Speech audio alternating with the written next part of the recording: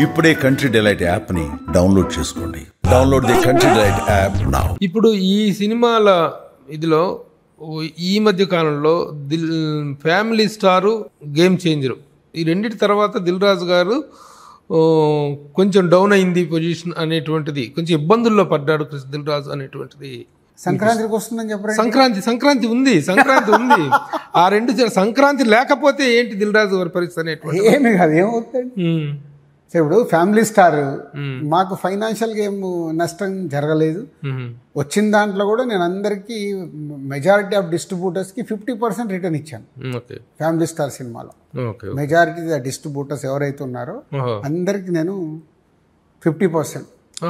దాని తర్వాత game changer సంక్రాంతికి వస్తున్నాం రిలీజ్ అయ్యాయి. గేమ్ చేంజర్లో నష్టపోయినప్పుడు సంక్రాంతిలో వస్తున్నాంలో మాకు వచ్చే డబ్బంతా తిరిగి డిస్ట్రిబ్యూటర్లకే ఇచ్చాను. ఆల్ డిస్ట్రిబ్యూటర్స్, ఫ్యామిలీ స్టార్ కానీ గేమ్ చేంజర్ కానీ సంక్రాంతికి వస్తున్నాం బ్యాలెన్స్ షీట్ తీసుకున్నప్పుడు అందరు లాభాల్లోనే ఉన్నారు. మెజారిటీ ఆఫ్ ద డిస్ట్రిబ్యూటర్, ఒకరిద్దరు ఎవరికన్నా ఉంటే ఉండొచ్చు, వాళ్ళది కూడా ఎప్పుడు మా దగ్గర స్లిప్ ఉంటుంది. ఎంత పోగొట్టుకున్నారు వీళ్ళు, పోగొట్టుకుంటే ఎక్కడ అడ్జస్ట్ చేయాలి, చాలా అడ్జస్ట్ చేసుకుంటూ వస్తాం. సో ఒకళ్ళ మీదనే భారం అన్న పడేది లేకుండా మీరు యూఆర్ షేరింగ్ విత్. అది that is also very good trend అండి. అది ఎప్పటి నుంచి, అందుకే డిస్ట్రిబ్యూటర్లు మెజారిటీ ఆఫ్ డిస్ట్రిబ్యూటర్స్తో మాతో కంటిన్యూ అవుతారు.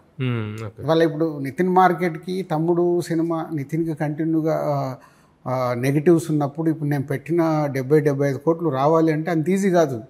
సో బట్ నా డిస్ట్రిబ్యూటర్ నా వెనకాల నిలబడి ఉన్నారు. ఎందుకు, దిల్ రాజు అంటే వాళ్ళకి నమ్మకం, ఈ సంస్థ అంటే వాళ్ళకి నమ్మకం, పోయిన రాజుగారు పిలిచి చేస్తారని. సో ఈ రోజు ఉన్నారు కాబట్టి కంఫర్టబుల్గా మాకు రిలీజ్ రోజుకే కంఫర్ట్గా రిలీజ్ చేసేస్తాం. పోతే దిల్ రాజు గారు ఇందాక నేను లీడ్లో చెప్పినట్టుగా వయసును మించిన పెద్దరికం వద్దనుకున్నా పెద్దరికం మీద పడుతున్నటువంటి ఇండస్ట్రీ పెద్దగా మీరు ఈ రోజున ఉన్నారు. మీరు కాదనుకున్నా కూడా you can't go away, you are changed everywhere. ఒకవైపు FDC అధ్యక్ష బాధ్యతలు, ఒకవైపు గిల్డ్లో కార్యక్రమాలు, దీంట్లో కౌన్సిల్లో వీటిలో యాక్టివ్ పార్టిసిపేషన్లో ఉంటారు.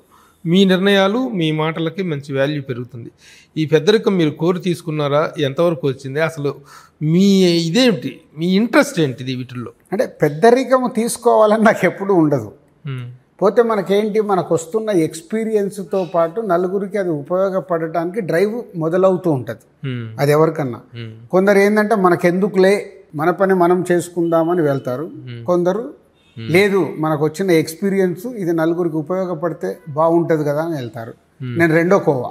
మీరు రెండవ కోవకు చెందిన వ్యక్తే, కానీ ఈ ప్రాసెస్లో దిల్ రాజు మీద కూడాను చాలా ఎదురు ఎక్కుతున్న వాళ్ళు, అంటే కాంట్రవర్సీ చేస్తున్న వాళ్ళు.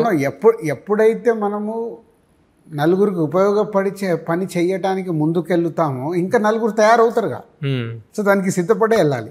అక్కడ నాది ఒకటే ఫార్ములా, 51-49. 51% నన్ను ఇష్టపడే వాళ్ళు ఉండాలి చాలు. విమర్శించే వాళ్ళు 49% గురించి నేను ఆలోచించాను. ఇఫ్ ఈజ్ 51% విమర్శిస్తుంటే నన్ను నేను చెక్ చేసుకోవాలి, ఏంద్రా బాబు అని. అట్లా నేను అనాలిసిస్ చేస్తాను.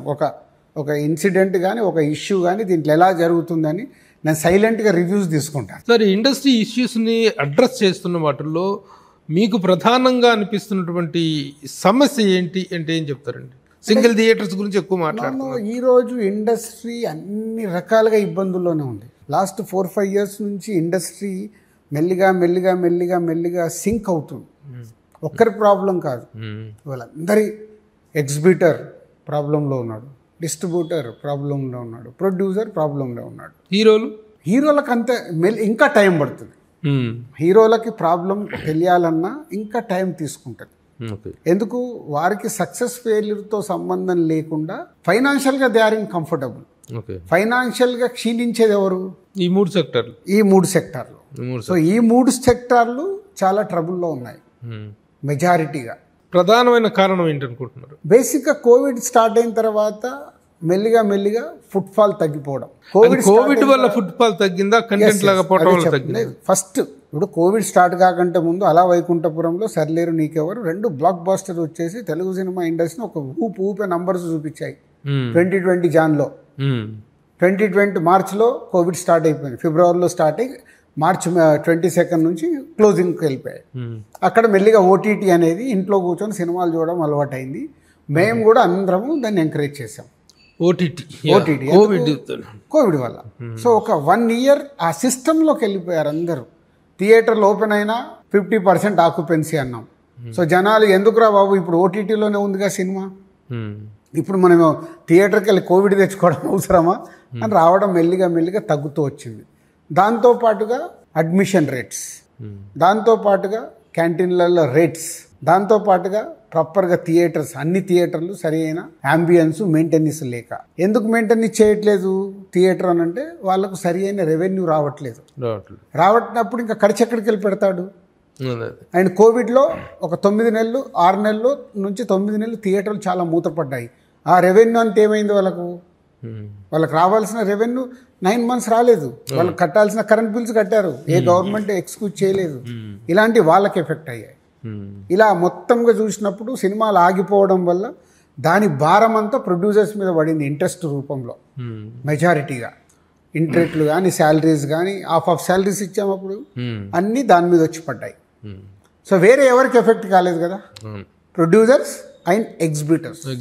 కోవిడ్ వల్ల ఫస్ట్ ఫైనాన్షియల్గా ఎఫెక్ట్ అయింది ఈ రెండు ప్రొడ్యూసర్స్ అండ్ సమ్ డిస్ట్రిబ్యూటర్స్ అడ్వాన్స్లు ఇచ్చినప్పుడు ఆ డబ్బుల మీద వడ్డీలు పడడం, అలాంటి ఈ 3 సెక్టార్లే ఎఫెక్ట్ అయినాయి. పైన సెక్టార్లకి ఇప్పుడు డైరెక్టర్లకు రైటర్లకు ఏమైంది, వాళ్ళు ఫ్రీగా ఇంట్లో కూర్చోవడం వల్ల ఎక్కువ ఆలోచిస్తూ కథలు రాసేసుకున్నారు. వాళ్ళు ఆ టైంని సేవ్ చేసుకున్నారు. సేవ్ చేసుకోవడం వల్ల వన్స్ కోవిడ్ అయిపోగానే ఓటీటీ మార్కెట్ని చూసుకొని టక అందరూ 1 సినిమా 2 సినిమాలు 3 సినిమాలు మొదలు పెట్టేశారు. ఎందుకు? నాన్ థియేట్రికల్ బిజినెస్ కోవిడ్ వల్ల పెరిగింది. సో పెరిగి ఇక్కడ ఈ డైరెక్టర్లు రైటర్లు తయారు చేసిన కథలతో ప్రొడ్యూసర్లు కూడా ఏంది టక్ సినిమాలు, ఒక్కొక్క ప్రొడక్షన్ 5 సినిమాలు 6 సినిమాలు. నాన్ థియేట్రికల్ బిజినెస్ ఉంది. 5 కోట్లు ఉన్న హీరో 10 కోట్లు, 10 కోట్లు ఉన్న హీరో 30 కోట్లు, 5 కోట్లు ఉన్న డైరెక్టర్ 10 కోట్లు. ఇట్లా అంటే నంబర్స్ మొత్తం చేంజ్ అవుతూ వచ్చి అప్పుడు బిజినెస్ కనిపించింది. నో డౌట్ ఆ 1 year కోవిడ్ ఫస్ట్ వేవ్ అయిపోయిన తర్వాత సెకండ్ వేవ్ కూడా అయిపోయిన తర్వాత నంబర్స్ కనిపిస్తున్నాయి. కాబట్టి ప్రొడ్యూసర్ టక్ పెంచుకుంటూ వెళ్ళిపోయారు. ఆడియన్స్ ఏమో మెల్లిగా తగ్గుతూ వచ్చారు. కోవిడ్ వల్ల తగ్గుతూ వచ్చారు. వాళ్ళకి ఇక్కడ థియేటర్ దగ్గర రేట్ కావచ్చు, క్యాంటీన్లు కావచ్చు, ఇవన్నీ అంటే ఇటేమో ఇటు వెళ్ళింది, ఇటేమో ఇటు తగ్గిపోయింది. 2025లో చూసుకుంటే ఇంత గ్యాప్ ఉంది రోజు. ఇప్పుడు ఏమవుతుంది, నాన్ థియేట్రికల్ ప్రైజులు మెల్లిగా వాళ్ళకు తగ్గుతూ వచ్చేసాయి. కొనే వాళ్ళు కూడా అమ్మ ఇది కరెక్ట్ కాదని తగ్గుతూ వాళ్ళు రిస్ట్రిక్ట్ చేశారు. ఇప్పుడు మాకు నెలకొక సినిమా కావాలి, మీరు ఎప్పుడు రిలీజ్ చేస్తున్నారు అగ్రిమెంట్లో పెట్టండి అంటే ఇప్పుడు రిలీజ్ కూడా మా చేతిలో లేకుండా అయిపోయింది. సో వాళ్ళు చెప్పిన మంత్లో మేము థియేటర్లో రిలీజ్ చేసిన తర్వాత 4 వారాలకు 5 వారాలకు వాళ్ళకి ఎప్పుడు వస్తుంది చూసుకొని ఆ డేట్ మేము ఫిక్స్ చేయాల్సి వస్తుంది. ఇది కూడా July 4th ఇది కూడా అలాగే ఫిక్స్ చేశారు అకార్డింగ్ టు నెట్ఫ్లిక్స్. ఇది ఎవరికి? నెట్ఫ్లిక్స్. ఫస్ట్ టైం నేను నెట్ఫ్లిక్స్కి ఇచ్చాను. బెస్ట్ ప్రైజ్ ఇచ్చారు సినిమాకి, కాబట్టి ఫస్ట్ టైం నేను నెట్ఫ్లిక్స్కి ఇవ్వాల్సి వచ్చింది. వాళ్ళ డిక్టేషన్స్ కంటెంట్ మీద కూడా ఉంటున్నాయా? కంటెంట్ మీద వాళ్ళకు నచ్చితేనే కొనుక్కుంటారు. ప్రొడక్షన్ హౌస్ కానీ ఏ హీరో ఏ డైరెక్టర్ వాళ్ళకి నచ్చితే నెట్ఫ్లిక్స్ ఇస్ బై. అమెజాన్ కొంచెం తగ్గించింది ఇప్పుడు, ఇంకా వేరే సెక్టార్స్లో లేదు. ఇప్పుడు సంక్రాంతికి వస్తున్నాం సినిమా, సంక్రాంతికి నేను రిలీజ్ చేయాలంటే జీ వాళ్ళకి నేను సినిమా చూపించాం మేము. అమ్మలేదనుకో రిలీజ్ అనేది నాకు బర్డన్. సో అమ్మాల్సిందే. రిలీజ్ డేట్ వేసేసాం సంక్రాంతికి, సో అమ్మాల్సిందే. దానివల్ల జీకి ఎక్స్ట్రాడినరీ అడ్వాంటేజ్ అయింది. సో వాళ్ళే గేమ్ చేంజర్ కూడా చేశారు కాబట్టి 2 కలిసి నాకు బ్యాలెన్స్ అయింది అక్కడ. ఓకే, లేకపోతే it would have been a big difference. So వాళ్ళకి గేమ్ చేంజర్ డ్యామేజ్ జరిగినప్పుడు నాన్ థియేట్రికల్ రెవెన్యూలో సో సంక్రాంతికి వస్తున్నాం ఇవ్వడం వల్ల బ్యాలెన్స్ అయింది. వాళ్ళకు వెరీ హ్యాపీ. ఓకే.